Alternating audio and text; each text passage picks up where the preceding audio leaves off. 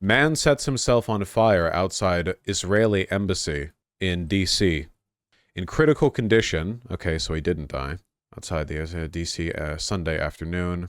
D.C. fire and EMS services were dispatched to the scene shortly before 1 p.m., a spokesperson confirmed. By the time first responders arrived, the flames had already been extinguished by members of the U.S. Secret Service. Oh, I didn't realize that was part of their job description, but all right. Well, he might still die, so I guess we'll see.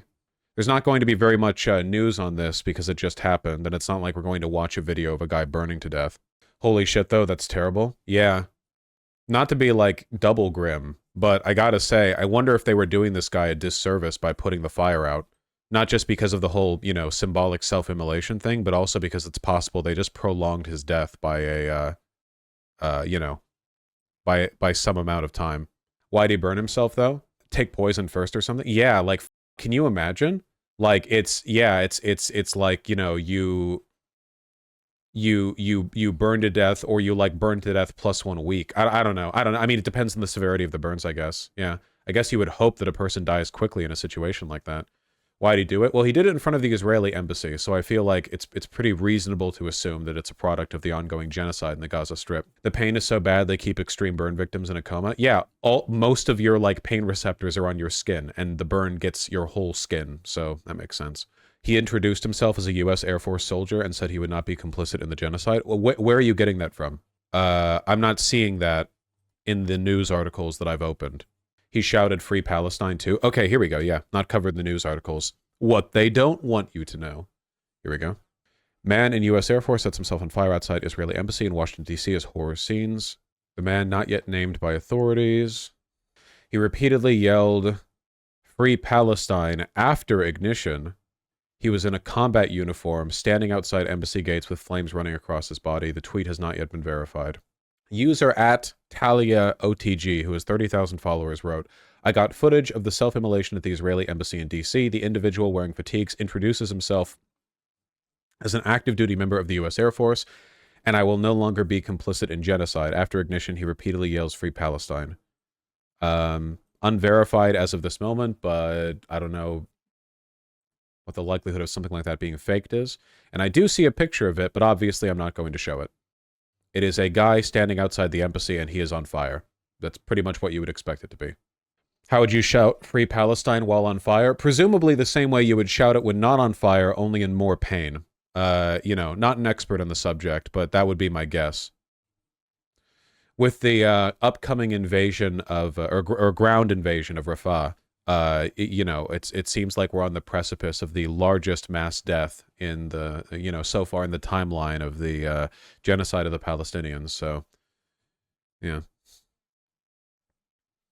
Let's be real, this story won't gain any traction. First of all, an unnecessarily negative thing to say. Second of all, it happened an hour ago. Like, what do you mean? Third of all, having happened an hour ago, we have like a half dozen news stories in chat talking about it. You know, I don't know what you mean it won't gain any traction.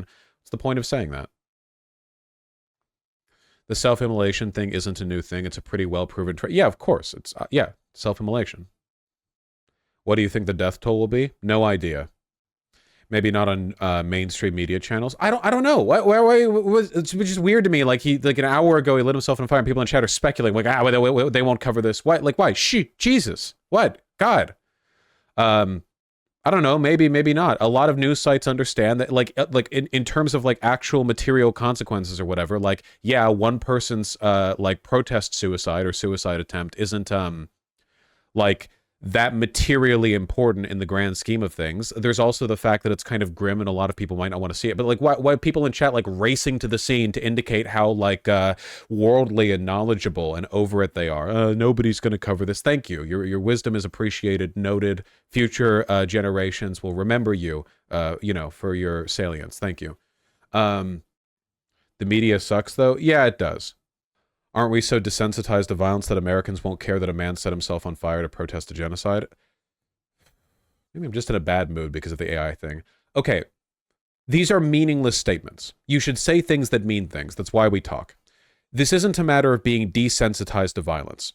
Americans aren't desensitized to violence. Nobody in America is desensitized to violence. We live in an era of very, very infrequent violence. That's why news stories of random acts of violence so often get so much attention, okay? The matter here is not desensitization to violence. The matter here is like a big, very complicated network of manufactured consent, talking points and reports and news stories and framing and so on and so forth that sort of like assert the idea that this is something that Hamas has done and that what Israel is doing is necessary as a part of self-defense. It's not a matter of desensitization to violence. I don't like language like that, because if the issue is just Americans are desensitized to violence, then it's an unsolvable issue. Like, what are you going to do? Psychologically cure every American? Send them all to therapy? No. It's a matter of manufactured consent. What people think is necessary or not necessary. Would you say that a person is desensitized to violence because they supported the Allied intervention in Europe after World War II, like D-Day, you know? Probably not. I don't think you're desensitized to violence if you understand that some kinds of violence are necessary. A lot of people think what Israel is doing is necessary. The majority of supporters of Israel are not like frothing at the mouth lunatic like Zionist fascists who want the elimination of all Palestinians. That's not the majority of the support.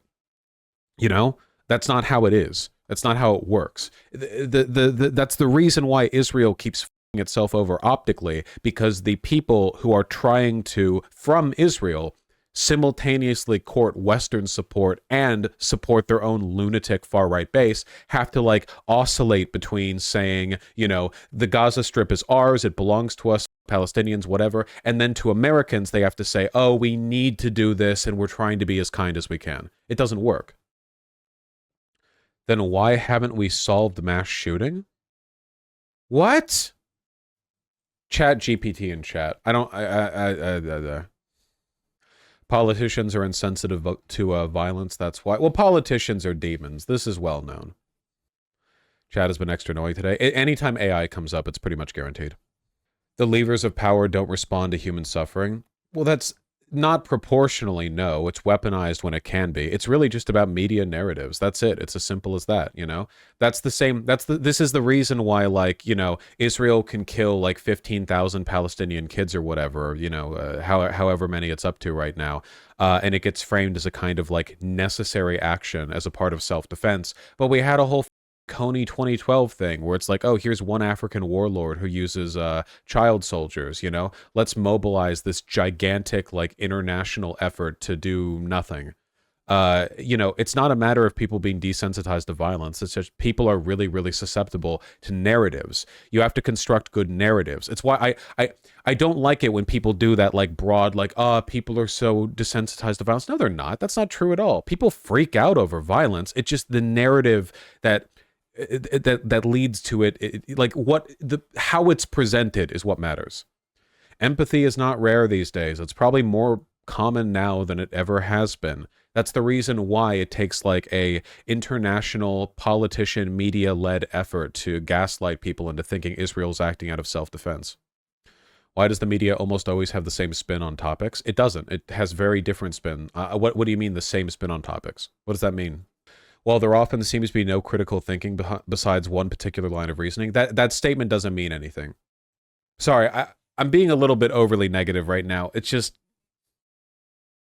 you know, every day I go on Twitter and I see what people are talking about and I see the replies and I don't know how many of these people are robots, like literally, like that is an actual thing to be concerned about now. And I don't know who means what. Okay, we're as is always the case, we are doing this from the perspective of a person who believes in critical theory, the Marxist-derived perspective, that things that happen and things that people believe are derived largely from the dialectical relation of differing interests between people who exist in different material circumstances. When the media does something, when Americans do something, when Israelis do something, when anyone does anything, there are many reasons why they do those things. You can analyze it in a bunch of different ways, but the primary lens of analysis that we do on this channel is one of critical analysis, because I think that produces the most interesting and informative results when talking about broad social issues. I don't think it's very useful if you're talking talking about like individual personal problems. If a person asks me, hey, what can I do to lose weight? Or how can I deal with this personal problem? Or how can I like feel confident or whatever? Critical analysis, critical theory is not very helpful there because we're not looking at these broad social dynamics. We're not trying to prescribe any big social change. We're looking at a person's individual issues. And there's a bunch of ways you can approach that. So when I talk about something like, media bias, or why people are or are not or may not be desensitized to violence or whatever else, we need to avoid the death knell of sociological analysis, which is essentialization. Essentialization is the number one thing that people trip over. Our brains, which are impressive but flawed, make an effort to see patterns wherever we live in things we see, hear, observe, everything. Patterns are essential because patterns allow us to make predictions. If we can find a pattern, we can predict the next sequence in a pattern, which helps us survive, find the next berry, avoid the next tiger, whatever else. We're so good at it, we see patterns that don't exist all over the place. There are innumerable like optical illusions and audio illusions and like cognitive biases that basically just boil down to we saw a pattern that didn't actually exist. It's something we do all the time. And one of the easiest ways to identify patterns is to prescribe an essentialist tendency.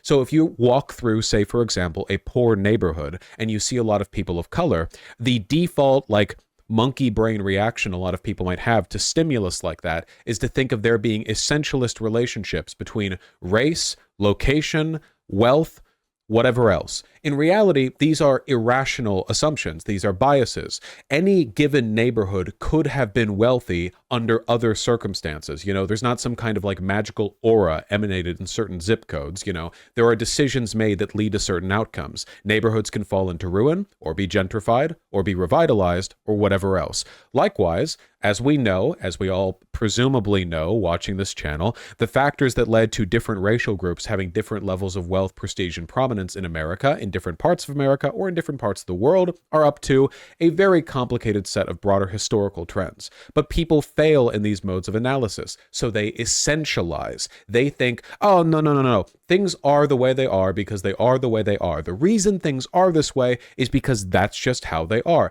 They make it an essential trait of the category that they're thinking of. Like, for example, Americans just lack empathy, or Americans are just desensitized to violence. Now, you can say this is part of some like broader socioeconomic trend, but I don't think that's defensible because if you actually look at the data, Americans are subject to less violence than basically any other group of people all around the world. We have a relatively safe country. Like, we talk about the mass shootings and such, but if you want to compare average death rates here in America to like a bunch of other places around the world, you can. And if that's the case, would anyone make the same statement about people being desensitized to violence in India, where people are far more likely to die or be hurt or whatever else, or in Sudan or whatever else?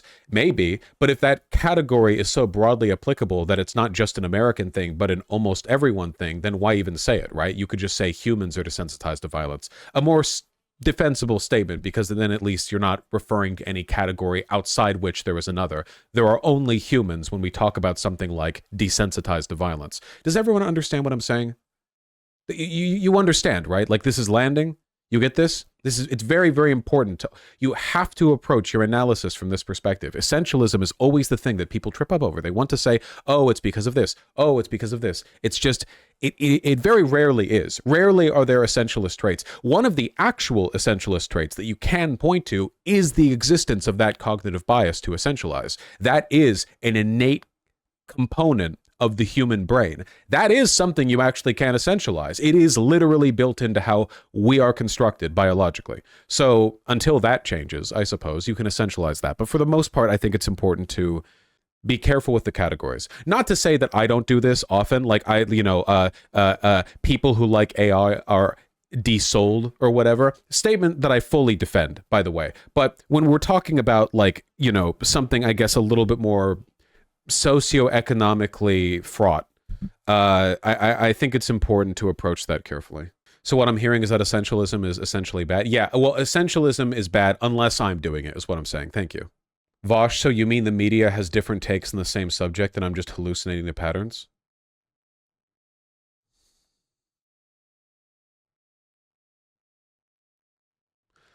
I'm saying that the media that you refer to as a group is actually a collection of thousands and tens of thousands and hundreds of thousands of institutions and individuals that all have, to varying extents, their own opinions and positions and their own biases, quirks of delivery, and that for the most part, many of these people and groups in the media have shared interests because they occupy a similar material position, both in terms of their relations to other groups, to each other, in terms of their wealth, prominence, prestige, which groups they form alliances with, which groups they have shared interests with, and that as a consequence of that, there often are trends in the way they present information, but the way in which they present information varies both on the individual entity within the media and also based on the nature of the subject itself.